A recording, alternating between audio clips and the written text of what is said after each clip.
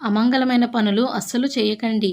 మిట్ట మధ్యాహ్నం స్నానం చేయటము, నాలుకతో తడిచేసి బొట్టు పెట్టుకోవటం, కాళ్ళు దాటుకుంటూ నడవటం, ఎడమ చేతితో పిల్లలను కొట్టడం, ఒళ్ళో కంచం పెట్టుకుని భోజనం వడ్డించిన తర్వాత ఆలస్యంగా భోజనానికి రావటం, అన్నం తింటూ వేళ్ళు చేతులు నాకడం, అదే పనిగా కాళ్ళు ఊపడం, మంచం మీద కూర్చొని భోజనం చేయటం, నిలబడి భోజనం చేయటం, స్నానం చేసి విడిచిన బట్టలు కట్టుకోవటం ఇవన్నీ అమంగళమైన పనులు.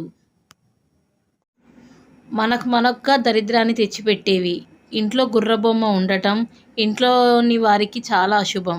నోటితో అగ్నిని ఊదరాదు. ఇతరుల చెప్పులు వస్త్రాలు ధరించరాదు. ఇంటిలో రాధాకృష్ణ బొమ్మ ఉండుట చాలా మంచిది. స్నానం చేయకుండా అన్నం వండకూడదు. అన్నం తినకూడదు.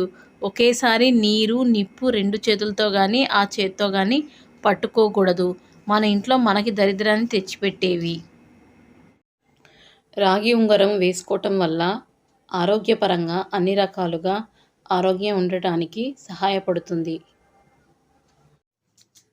శనిదోషం తొలగిపోవాలంటే పచ్చిపాలు, పంచదార, నల్ల నువ్వులను నీళ్ళలో కలిపి శనివారం నాడు రావి చెట్టుకి నైవేద్యంగా సమర్పించండి. అలాగే రావి చెట్టుకి 5 ప్రదక్షిణలు చేయండి. శనివారం నాడు నువ్వులతో చేసిన పదార్థాలు తినండి. అలాగే 3 లేదా 5 వారాలు హనుమాన్ దేవాలయానికి వెళ్ళి పూజ చేసినా మనకి పట్టిన శని తొలగిపోతుంది.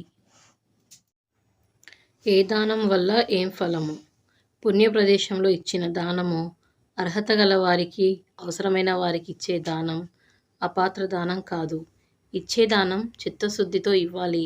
దానం పుచ్చుకున్నవాడు ఉత్తముడు, సరైన వ్యక్తి అయి ఉండాలి. అప్పుడే ఆ దానానికి 1000 రెట్ల ఫలం వస్తుంది.